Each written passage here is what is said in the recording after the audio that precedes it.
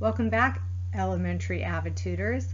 I'm Kathy Lloyd, and we are going to focus on our part 2 in our training series on instruction and culture. Our agenda for today will begin revisiting with the fixed and growth mindset that we talked about last month.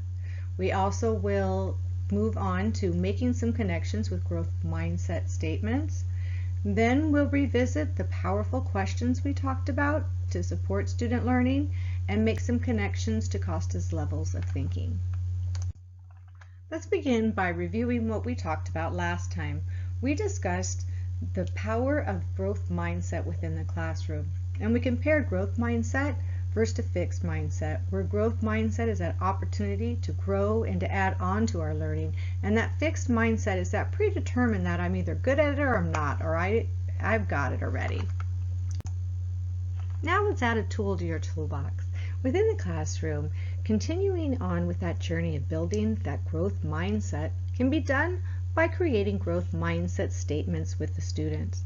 These statements can be formulated from things that they are already saying and reminders of them of what they can say to themselves to change their thinking. So the fixed mindset would be the instead ofs. Instead of saying this, try thinking, which promotes that growth mindset. Let's go through a few examples together. Number 1, instead of saying, I'm not good at this, try thinking, what am I missing? What am I missing in this problem? Another example, number 2, I'm awesome at this. To try thinking, I'm on the right track, meaning there's more that I can learn. I can keep expanding that thinking. Example 3, I give up. To try thinking, I'll use some of the strategies that we've learned. Example 4, this is too hard. Try thinking, this may take some time and some effort. Number 5, I can't make this any better. To try thinking, I can always improve, so I'll keep trying. Example 6, I just can't do math.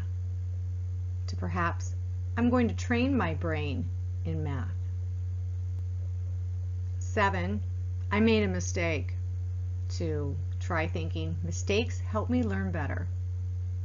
Example 8, she's so smart, I will never be that smart. To try thinking, I'm going to figure out how she does it. Example 9, it's good enough. To try thinking, is it really my best work? Example 10, plan A didn't work.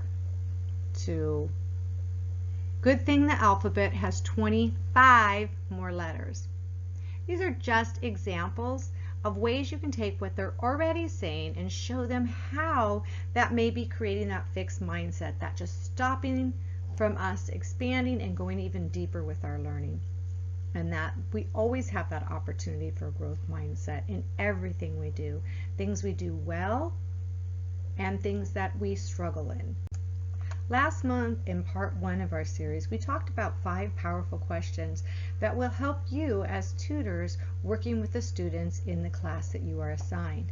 These questions are designed to really push students into thinking and developing that student advocacy and giving you a tool or a resource just to be able to ask a question that makes them do that work and gives them access to the knowledge that the teacher is trying to have them attain or process through. We talked about simple phrase as, what do you think? Which is stopping you from right then and there over informing them. Question 2, why do you think that? This was asking students to provide reasoning in their thinking. Asking that question number 3, how do you know this? You're having students make connections. Question 4, can you tell me more? This one is really pushing students to extend that thinking, share more ideas. And question 5 is, what questions do you still have? Which by having students ask more questions, they're taking that all the way further to that application level, which we're really going to talk about how these questions that you've been already utilizing with the students to guide that thinking and support them, how we can make that connection to some really strong AVID strategies called Costa's levels of thinking. One of the core strategies that AVID utilizes to support students' academic growth is the implementation of Costa's levels of thinking to promote deep thinking about a topic. At the core of deep thinking is the creation of questions that drive students to learn content in a more meaningful way. And with Costa's levels of thinking, this provides the students with the opportunity to examine information from a variety of lenses.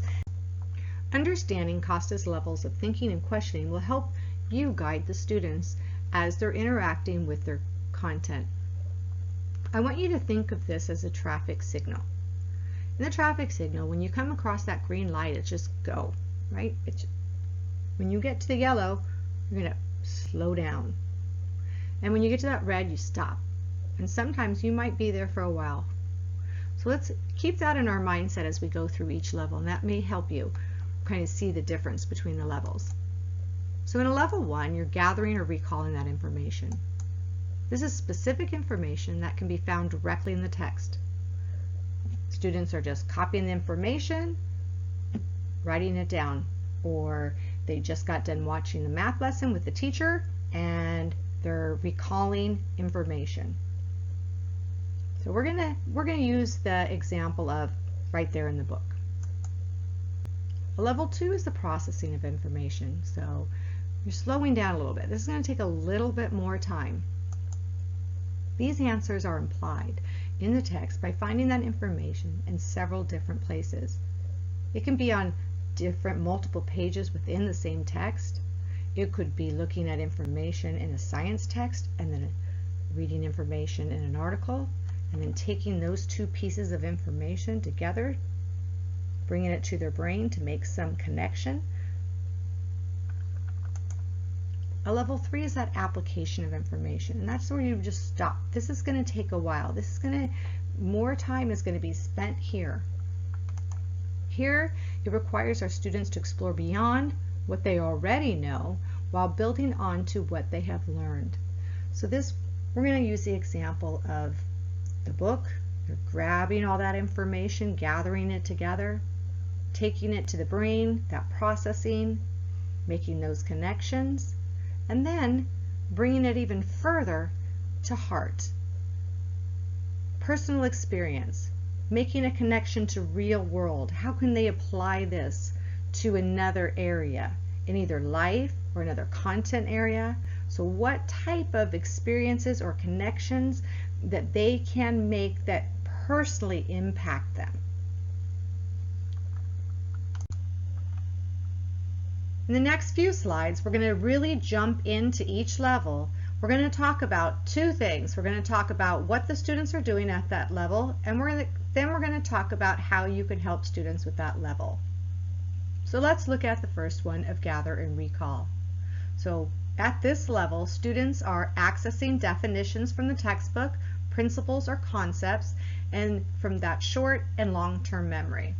And so how you can help students during this level is to really guide the students into gathering that information from the resources given by the teacher or assembly and recalling that information. Identifying these questions will be helpful for you as you are referring them to their information. So when you see questions that are asking our students to define, describe, identify, list, observe, recall, or recite, these are like samples of questions that are level 1. And so if you notice the yellow box over here, let's think about these answers are just concrete, readily available in the text or the resource reference. And these answers are usually short. They're 1 or 2 words, sometimes a short sentence. Level 2 processing, what the students are doing at this level is now they're still accessing the definitions, principles, and concepts from that short or long-term memory, but now they're processing or manipulating that information to produce their answer. So what can you do to help students during that level 2 question is to support them by reading between the lines and relating multiple pieces of information. Examples of level 2 question prompts would be analyze, compare, contrast, distinguish, group, or make analogies. And here are some sample prompts to those, as well as in the yellow box to guide you as knowing that answers for these kind of questions usually require at least a sentence or two. Level 3 is the output and apply. So what students are doing in level 3 is they're applying the knowledge of the relationship between the concepts, and they're using their imagination and making a judgment to arrive at that answer.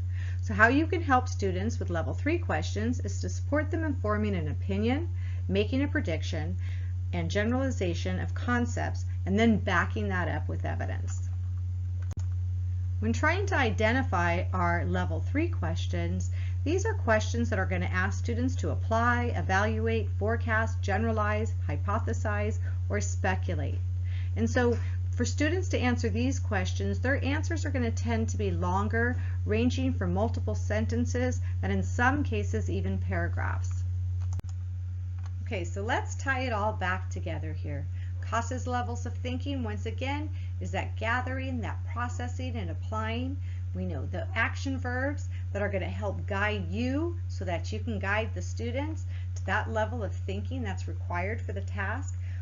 We're going to think of that as that quick GPA, right? Gather, process, and apply.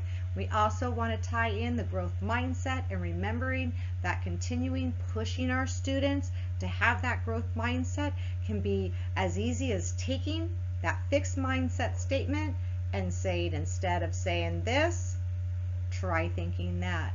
So I hope that you find both of these tools a useful thing as you're moving forward in your journey supporting our students. And thank you again for all the hard work that you're doing. You truly are of value to us and we appreciate you. Once again, my name is Kathy Lloyd. I'm the Equity and Access TOSA for Orange Unified School District, and I am also our K-12 Avid District Director. My email is kloyd@orangeusd.org, so please feel free to email me if you have any questions or you need any support.